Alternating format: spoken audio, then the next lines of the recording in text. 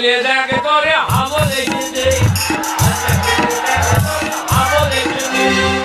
হ্যাঁ বাবু, তুই পড়াতে বাড়ি চলে এসেছিস? I one. হ্যাঁ বাবু বল। কি হয়েছে বাবু, তোর খুব খিদে পেয়েছে বল। এ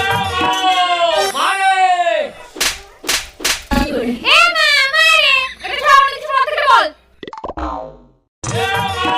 এই, তোর এ মা, এটা ছাড়া অন্য কিছু বলতে বল। ও জানো আজকে কি হয়েছে? কি হয়েছে বাবা? আজকে আমি পড়তে গেছিলাম।